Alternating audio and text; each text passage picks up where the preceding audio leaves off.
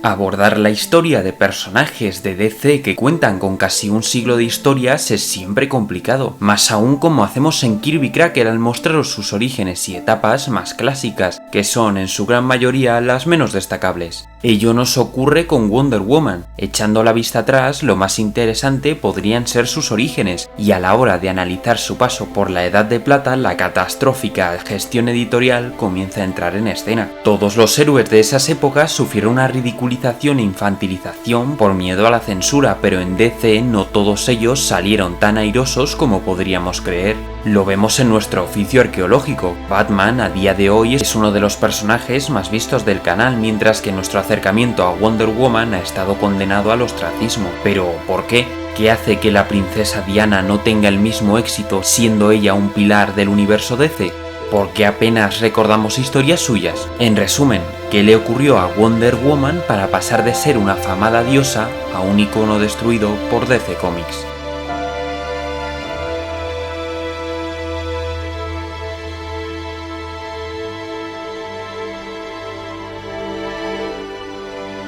Desde el último vídeo nos habíamos quedado con los citados orígenes de Diana. Ya sabéis, hija de la reina Hipólita, tras salvar a Steve Trevor de Isla Paraíso, ha acabado adoptando una identidad secreta a la enfermera Diana Prince, además de unas aventuras que en tiempos de guerra llevan a Wonder Woman a pelear contra los nazis para lograr su cometido de la paz mundial.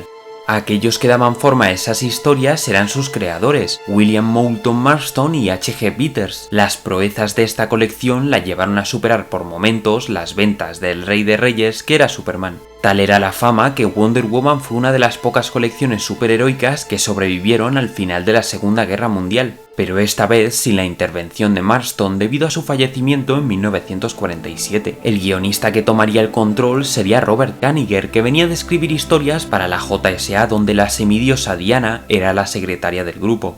La ruta seguida por Robert sería, al no haber otros estándares de superheroína en aquellos tiempos, seguir la senda de Marston a la vez que se iba introduciendo en la serie una deriva más infantil y poco redundante, fruto de la crispación social ante los comic books a principios de los años 50. Pero de esta debacle no podemos culpar solo a la caza de brujas. El personaje se mantuvo hasta comienzos de esta década en la Sociedad de la Justicia, un grupo hecho en parte para reunir a las estrellas de clase B de la editorial que no tenían la suficiente popularidad para aguantar una serie por su cuenta. Pero Wonder Woman sí tenía una serie propia. Es más, aparecía durante la guerra en Sensation Comics y Comics Cavalcade. Fijaos si era poca la estima que DC publicaba al año 5 o 6 ejemplares de la Amazon, y se cree que lo hacían por el miedo a perder los derechos de publicación más que por unas ventas que comenzaban a alejarse de las de antañas épocas doradas.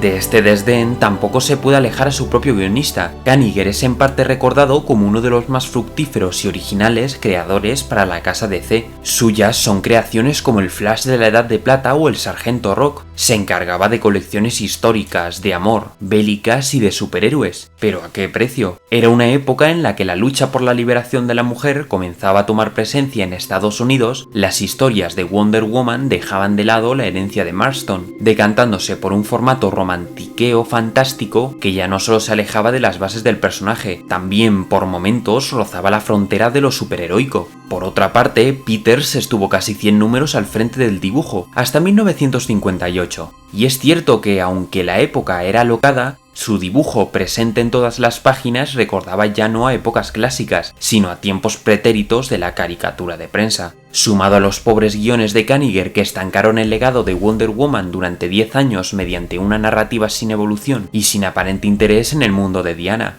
Todos los héroes de este tiempo tienen al menos un arco, historia, personaje o antagonista a recordar.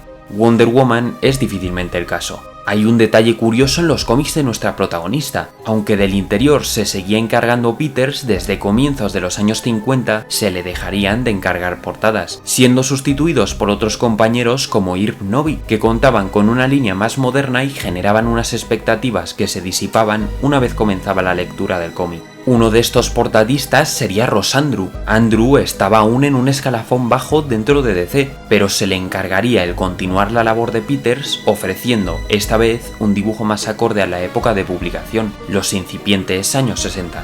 Y ahí es donde las historias de Diana comenzaron a diferenciarse. No era una gran ruptura, pero el compromiso de Andru con la serie llevó a unos guiones que, aunque aún anclados en lo ridículo, más interesantes. Su arco de inauguración ponía más interés en la Isla Paraíso y aprovecharon para contar las andanzas de una Diana adolescente, una muy buena maniobra para apelar a las jóvenes lectoras. Quizá fuera el control de Robert Kanigher acompañado de unas ventas humildes durante los 60 lo que hicieron al equipo formado por el guionista, Andru y Mike Espósito a las tintas mantenerse otros 10 años al frente de la colección. Una década a nuestros ojos especialmente clave, porque no solo Wonder Woman había trazado una nueva senda en las páginas de la Liga de la Justicia, además Marvel había aparecido en escena y lo había hecho con un nuevo ideal de superheroína y de mujer que estaba rompiendo esquemas y que comenzaba a hacer mella en las comparaciones directas. Wonder Woman, en plena época de rupturismo y modernidad, se dedicaba a ir de vacaciones, de compras, a luchar contra extraterrestres y tener una familia al más puro estilo DC que aspiraba a apelar a un público infantil, en una época en la que Marvel ya comenzaba a producir cómics para adolescentes y adultos. La cabecera requería un cambio que sería palpable con el alzamiento del dibujante Carmine Infantino a editor jefe de DC en 1968. Con este traspaso en la directiva, Robert Kanigher se marchó a otras colecciones y Ross Andru mudaría sus lápices a Marvel Comics, dejando a la guerrera amazona con un futuro incierto. La serie, y era más palpable que nunca, estaba en mínimos históricos. Ni siquiera Wonder Girl parecía levantar un interés por el mundo amazónico con su participación en Los Jóvenes Titanes. Y lo que suele ocurrir en estos casos es que los directivos pierden preocupación en cómo se gestiona una serie, con tal de que sigan los kioscos. De golpe y porrazo a la colección llegó el guionista Denny O'Neil, adalid de una generación de autores que poco o nada tenían que ver con estos trajeados y veteranos que poblaban la estricta DC por aquel entonces. No queda mal decir que era un joven hippie que conocía de primera mano lo que se cocía por las calles durante aquellos años. Como guionista había recalado en las colecciones de Amor de Marvel, colaboraría con Steve Ditko y DC para dar forma a la serie de The Creeper y llegaría a escribir algún número de Crisis Multiversal para la Liga de la Justicia. Al igual que Kanigher en su día, a través del supergrupo se familiarizaría con la Amazona. Pero la diferencia ante la anterior gestión narrativa era que Denny se planteaba hacer cambios que dejasen patente el tipo de mujer de finales de los años 60. El primero de estos sería el visual. Gracias al dibujante Mike Sekowsky que venía de hacer la Liga de la Justicia, Diana Prince iba a dejar de ser esa mujer chapada a la antigua, siempre escondida bajo un uniforme gris de enfermera y su peinado y gafas de los años 50 que gritaban desfase en cada viñeta. La nueva Diana era una mujer que disfrutaba su juventud, que vestía ropa a la moda y que seguramente bebía de esta corriente de mujeres en el cómic que bien representaban chicas Marvel como Sue Storm o Jean Grey.